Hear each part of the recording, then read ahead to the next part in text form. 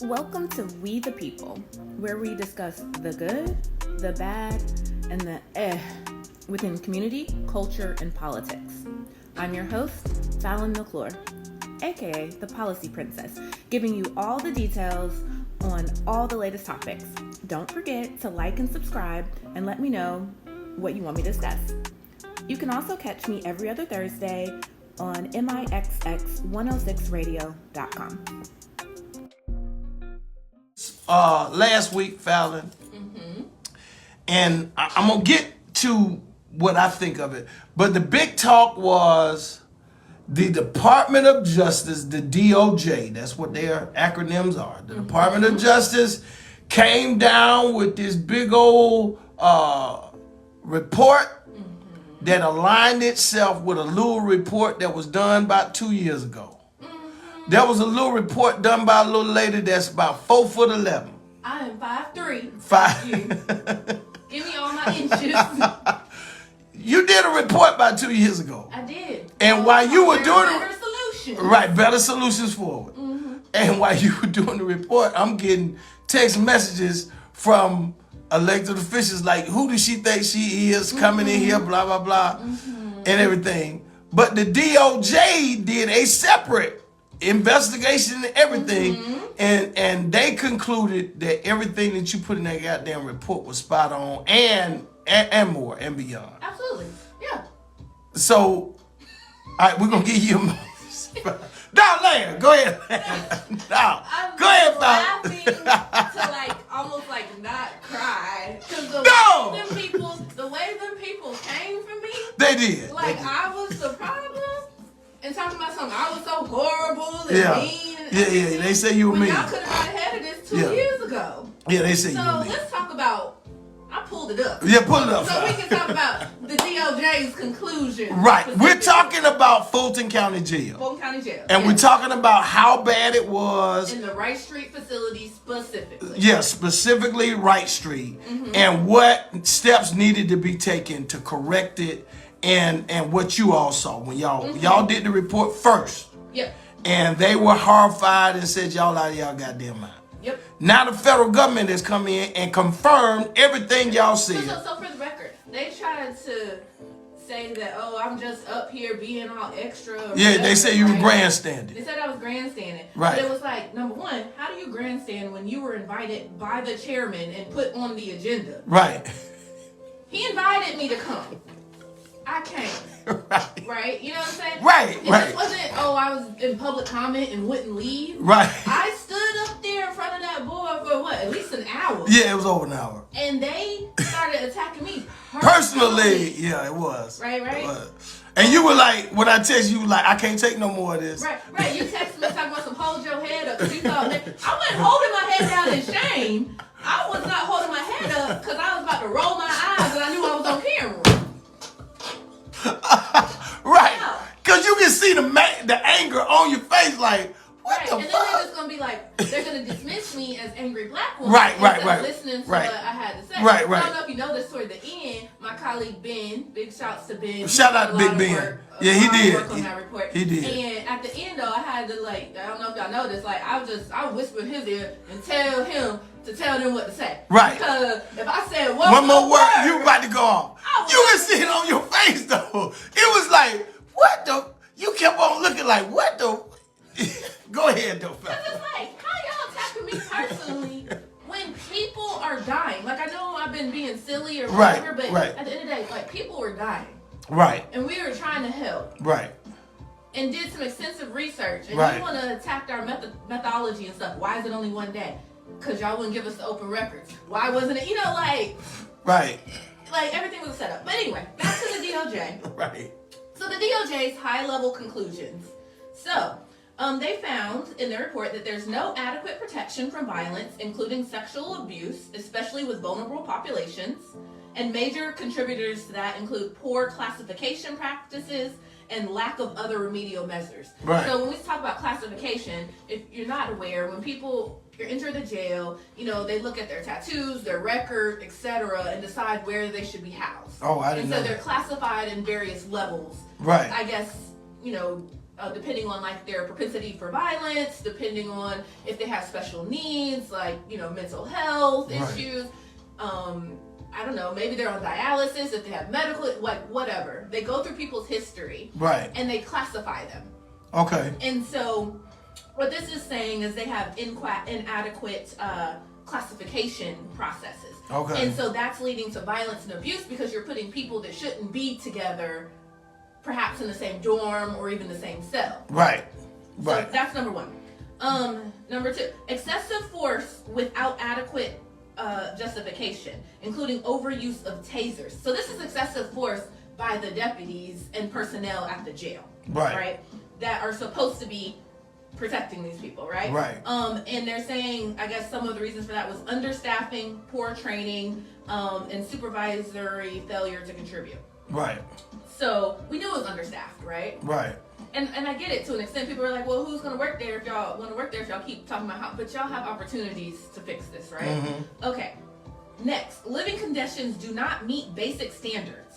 Standing water, pest. We know there was pest because unfortunately, Mr. Thompson was eaten alive by bed bugs. So we knew, so that was, what, last year? Right.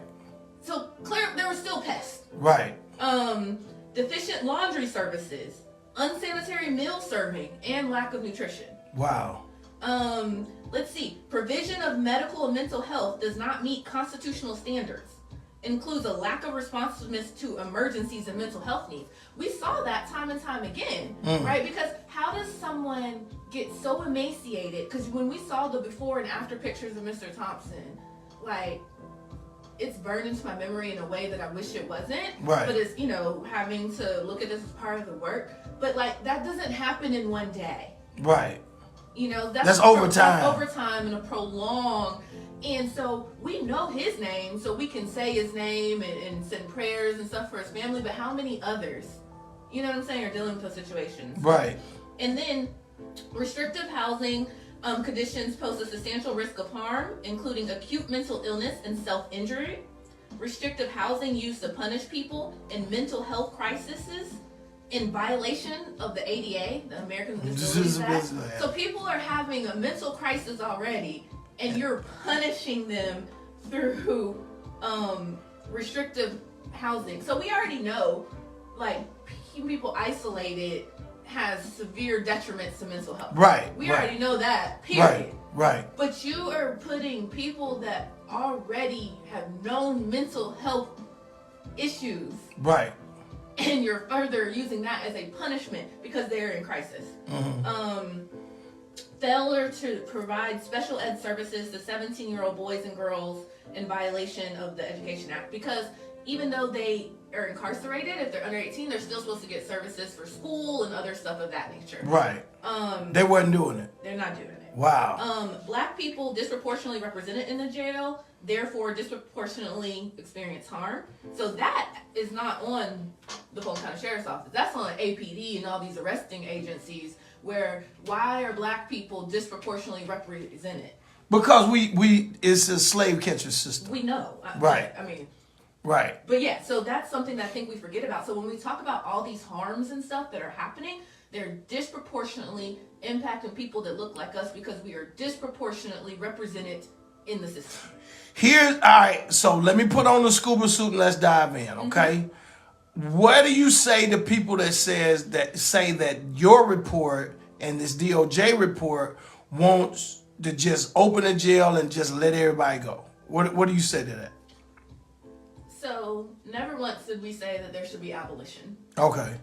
We did say, although, if you ask me on a personal level, I might not be a full abolitionist, but clearly we're not doing this right, so we gotta do something different, right? So the people can understand. You're not saying rapists and murderers should be... Absolutely not. Right. So people that are dangerous people need to be in this place. A danger to society needs to be in this place. They need to be in some place. Someplace, yes. Right. So, but we gotta think forward in how we do policing and incarceration going forward. That's what you're Absolutely. saying. Right. And I agree with you. Right. Everybody, listen, And I said this yesterday on radio, and I'm gonna turn the camera around on me, Fallon, so they can know that I said this and not you. Not the ACLU, this is DC saying this. We gotta be the dumbest society on earth, right? That the most money that we're willing to spend, well, we spend money on schools. Let's just take them off. No, we don't fully fund Well, education is the biggest tax that we spend out of all the money that we do in accounting. Right, but we still don't actually fund. I know. Technically, they don't do what they should do with our tax dollars, right? Exactly. Okay. So, but when we put them aside and we say, okay, what's the next biggest thing that you spend this money on that you collect from the taxpayers every day of the week, right? Policing and jails. Mm-hmm. That means the biggest budget. Right. That means we are a dumbass society. If the biggest thing we're gonna spend our money on is slave catching and housing them. Yeah. Versus we're a dumb society. On the front end, so right. People's needs are met. Right. I do want to just get back to, so they did. So those are like the major things. Right. The report's like 100 and something pages, so there's a full report to browse. But they also did provide some recommendations and minimal remedial measures, meaning these are the minimum things y'all should do to, to fix some things. All right, what were they? So improving staffing and security to reasonably protect from violence, using housing and classification to reduce risk, increase contraband oversight, improve housing conditions for health and safety, ensure medical and mental health care is constitutionally adequate, limit the use of restrictive housing to deal with harms of isolation, and then come up with a plan to provide services to 17-year-olds, right? Right. And so those are the minimal remedial measures. But I think when we go back to our report was about how you reduce the population, right? Mm-hmm. And so if you reduce the population and you continue to, because it has been being reduced. I'll give the folks that, like, I don't want to take away, like, some they've implemented some things and it's going. But they wanted to throw a party yesterday because when they showed how much they reduced, how, I'm gonna talk. But go ahead. Yes. But you know I watched that shit. Yeah. The POC meeting. Right. But if they continue to reduce it, right, then it's a whole lot easier to comply with all these measures, right? Mm. Because you're incarcerating to begin with, so that means your budget's going to be stretched more, all your things, right? You don't have to isolate as many people. You don't have to have as much staffing. All of this if you have less people, right? Mm-hmm. The other thing that comes from that meeting yesterday, they put a slide up that you want to talk about. So how they gotten things down and they're winding down a Project Orca, right? And they talked about all the facilities. But what's important about that slide is if you looked at all the numbers, they now have the numbers where they can put everyone in Rice Street. So they don't need to continue to have the Marietta Annex, the Alpharetta Annex, the ACDC, the out-of-county people, right?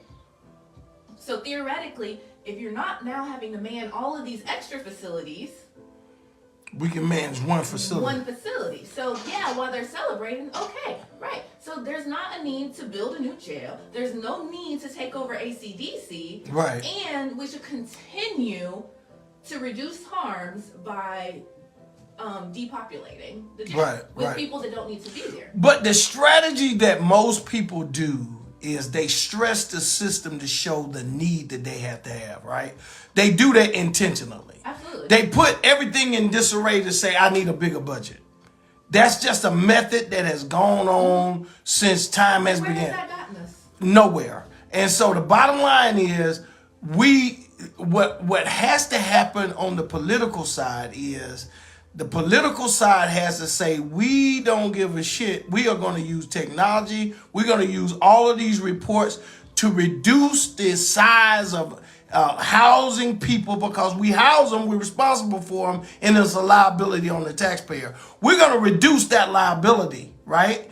Because the sheriff has the sole authority to say to the police who out there they locking folks up for pissing them off. They locking folks up because you didn't want to talk to them. They locking them up for all this goofy ass shit. The sheriff has a right to say, they not coming in my jail. Mm-hmm. Yep. And then you left with the thing of, what do we do with this person that I was ego tripping with Because I can't bring them down to Fulton County Jail because they didn't commit a felony or they didn't commit a violent felony. They ain't killed nobody. They ain't raped nobody. They ain't broken nobody's house. They didn't commit one of the 7 deadly sins. So what do? You gonna goddamn write a ticket.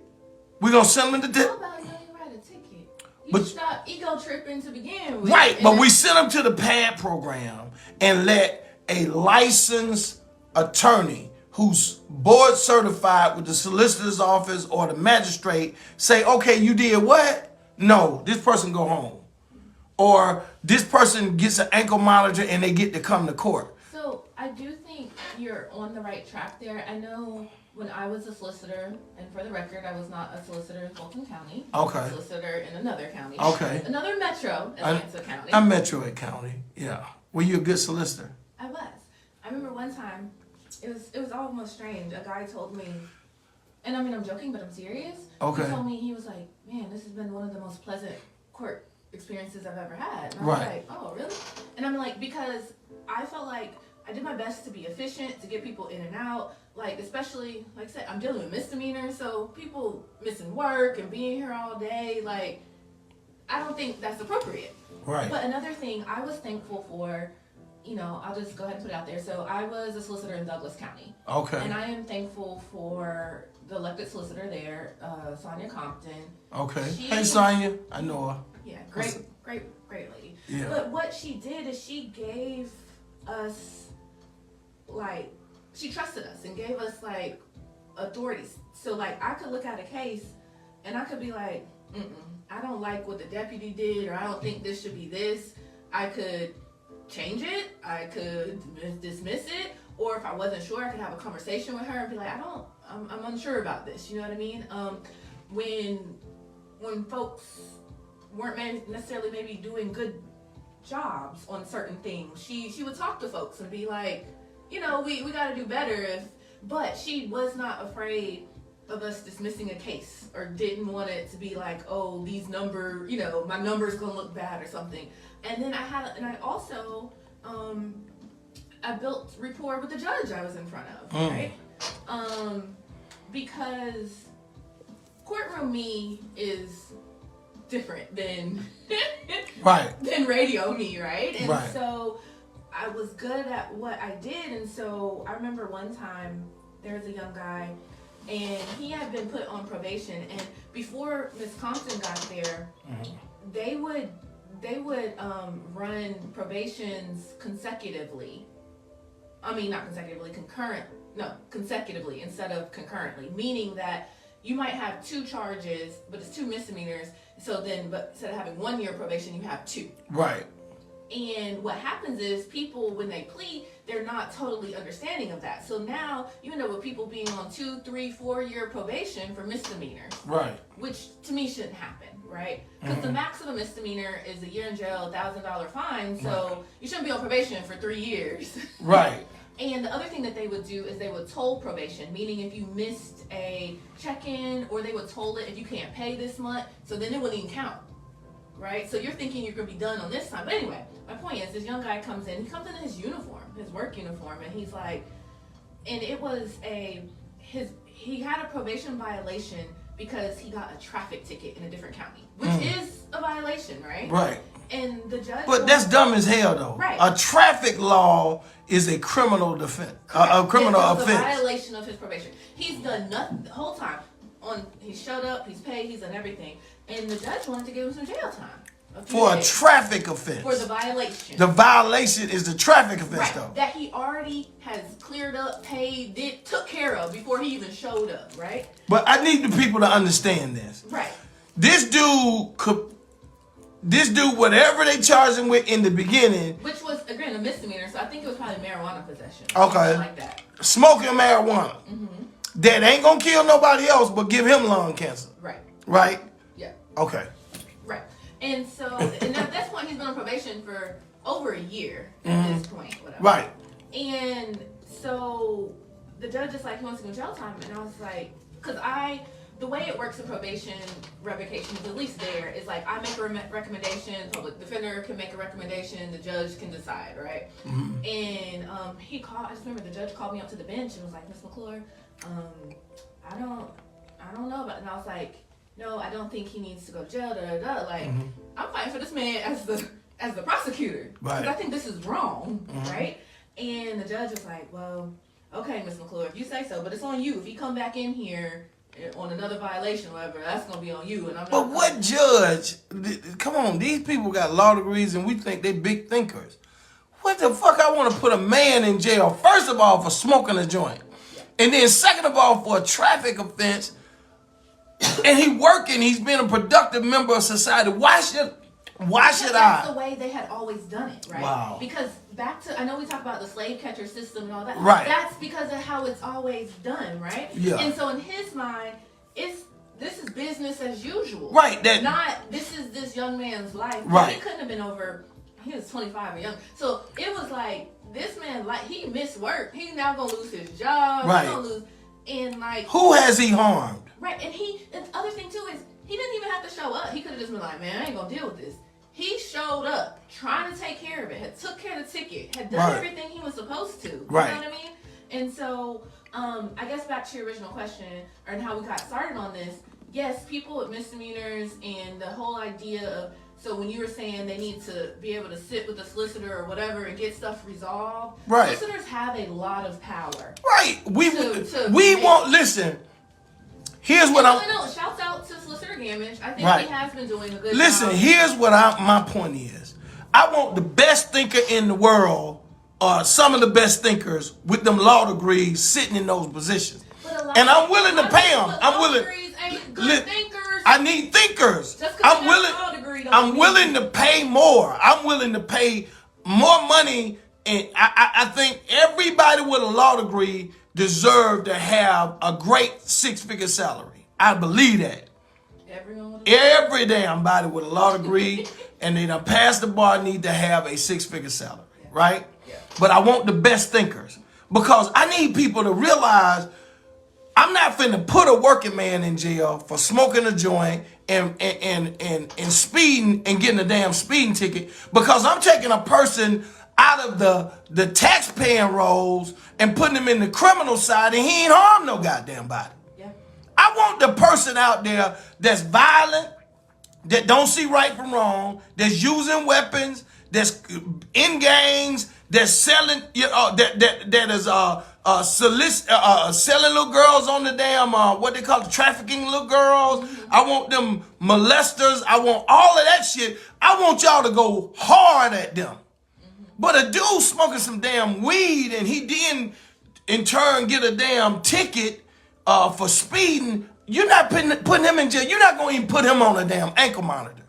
Because we're not punishing no more. We punishing criminals. Yeah. We're not punishing people that got preferences to smoke weed and shit like that. Drugs kill the person that used the drugs.